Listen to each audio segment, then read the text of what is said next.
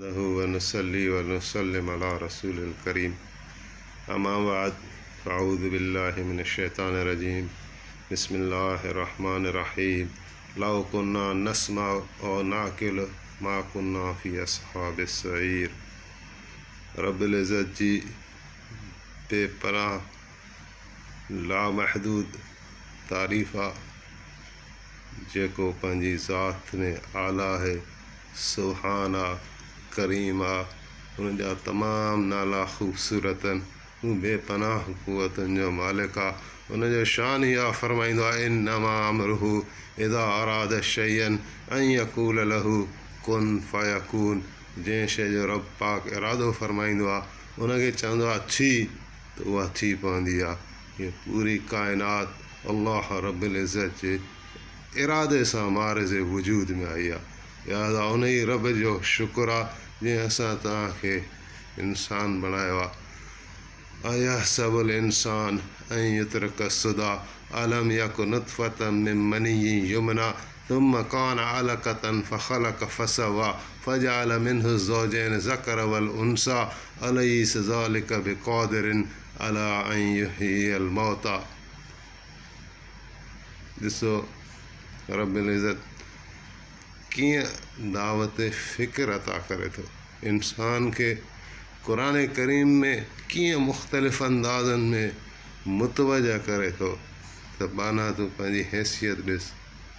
छा इंसान जो इहो गुमान आहे अयहसबुल इंसान अन युत्रक सुदा त उनखे बसि ईअं ई छॾे ॾिनो, बिला हिसाब किताब छॾियो वेंदो।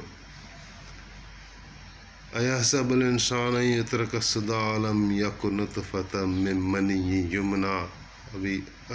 हाणे हू पंहिंजो टाइम यादि करे जॾहिं हू सिर्फ़ु ऐं सिर्फ़ु हिकिड़ो मनी जो क़तरो हुयो। अयहसबुल इंसान अन युत्रक सुदा अलम यकु नुतफ़तन मिन मनिय्यि युमना थुम्म कान अलक़तन फ़ख़लक़ फ़सव्वा फ़जअल मिन्हु ज़ौजैन ज़कर वल उन्सा अलैस ज़ालिक बिक़ादिरिन अला अन युह्यियल मौता।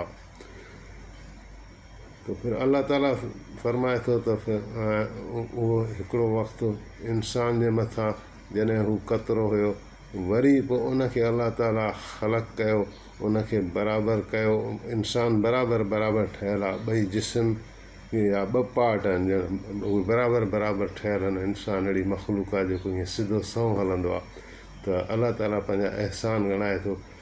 वरी चए थो उहो ई इंसान आहे जंहिंमां मां नर बि पैदा कया, मादा बि पैदा कई।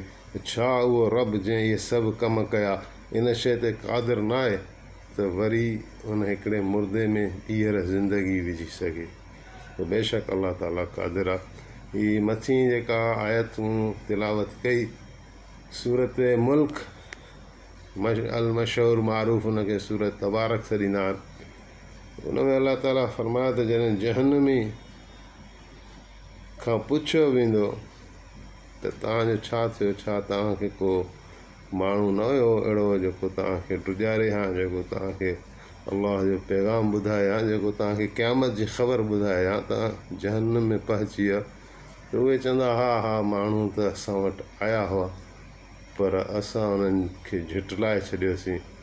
ऐं पोइ चवंदा लौ कुन्ना नस्मअ, जेकॾहिं असां ॿुधूं हा, ओ नाक़िल, या जेकॾहिं असां अक़ल कयूं हा, फ़िकिर कयूं हा, मा कुन्ना फ़ी अस्हाबिस सईर, त पोइ अॼु असां जहन्नमनि मां न हुजऊं हा, दोज़खनि मां न हुजऊं हा, अस्हाबिस सईर मां न हुजऊं हा। सईर बि हिकिड़ो जहन्नम जो नालो आहे। जहन्नम जा 7 तबक़ा आहिनि, हिकिड़े जो नालो सईर आहे।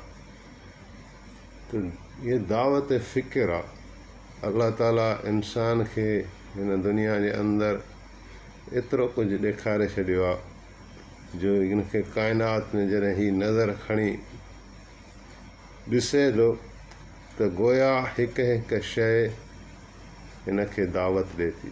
सिज हुजे, चंड हुजे, उहे तारा हुजनि, उहो सूरज हुजे, उहो वण जो पतो हुजे, उहो हवा जो झोंको हुजे, हिकु शइ में अल्लाह ताला जी वहदानियत आहे ऐं अल्लाह ताला जो वजूद आहे ऐं आख़िरत जी दावत समायल आहे। वरी जेकॾहिं उन्हनि सभिनी खां बि इंसान गाफ़िल थी थो वञे त वरी अलाह ताला फरमाए थो वफ़ी अनफुसिकुम अफला तुबसिरून वफ़ी अनफुसिकुम अफला तुबसिरून अफला युबसिरून। पर अल्लाह ताला माफ़ी ॾे। सूरत ज़ारियात या सूरत काफ़ में आयत जो टुकड़ो आहे वफ़ी अनफुसिकुम अफला युबसिरून। त मुंहिंजियूं निशानियूं ख़ुदि तुंहिंजे अंदर में तुंहिंजी जान में मौजूदु आहिनि त पोइ तोखे नज़र छो नथियूं अचनि। हे बंदा, जेकॾहिं काइनात ॾिसण खां क़ासिर आहे त पंहिंजे इंसान रुॻई वजूद में गौर करे त हू किथां आयो आहे, हथ किथां आया, पेर किथां आया, ॾंद किथां आया, अखियूं किथां आयूं, हुनजो ही वजूद अहसासात जो खल काॾां आई, वार काॾां आया, त छा उहे हिकु हिकु शइ हुनखे अलाह ताला जी तरफ़ मुतवजह नथी करे। दावत फ़िक्र आहे। ॻाल्हि हिकिड़ी ॿुधाइणु मक़सूदु हुयो त ईअं हिकिड़ो दफ़ो कंहिं दोस्त सां गुफ़्तगू थी रही। उहो बैचमेट आहे, दोस्त आहे, दीनी हवाले सां।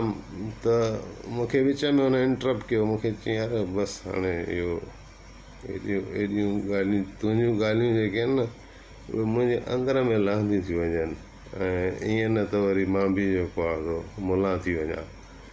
यानी हिकिड़ो मुआशिरे जो हिकिड़े शख़्स जो मां मिसाल ॾिनो, पर मुआशिरे जो इहो ज़हन आहे त बसि दीन जे मामले में अखियूं बंदि करे छॾियो।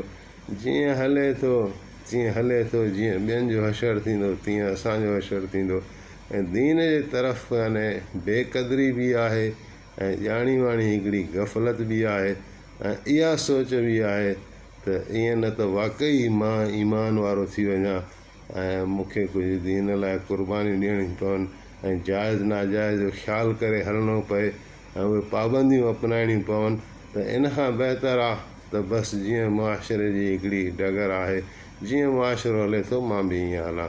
पर इहो हिकिड़ो तबाहकुन फ़िक्र आहे ऐं इन खां बचणु घुरिजे। ऐं अलाह ताला बार बार क़ुरान करीम में जॾहिं दावत फ़िक्र ॾिए थो त उन खे चवणु घुरिजे क़ौलू समिअना व अताअना, क़ौलू समिअना व अताअना। यानी उहे ईमान वारनि जो शान अलाह ताला ईअं बयानु कयो आहे त उहे छा चवंदा आहिनि, असां ॿुधोसीं ऐं असां अताअत कईसीं। ॿुधी करे अल्लाह जो कलाम क़ुरान करीम या हदीस नबवी सल्लल्लाहु अलैहि वसल्लम, पोइ उनखे पुठी ॾियणु, उनखे इग्नोर करण में तबाही जा सबब लिकियल आहिनि। अलाह ताला अहिड़ी तबाहकारियुनि खां तव्हां असांखे महफ़ूज़ फरमाए ऐं इन दीन जी क़दुरु करण जी तौफ़ीक़ अता फरमाए। दीन ईमान जी जेका लज़त आहे, जेको रूहानियत आहे, जेको सुकून आहे, उहो नक़द आहे, उहो हिन दुनिया में अलाह ताला ॾिए थो ऐं आख़िरत में बेशिता दुनिया में इज़त ऐं राहत आहे। अलाह ताला शाल असांखे पंहिंजे नेक बाननि में शामिल करे। आख़िर दावाना अनिल हम्दुलिल्लाहि रब्बिल आलमीन।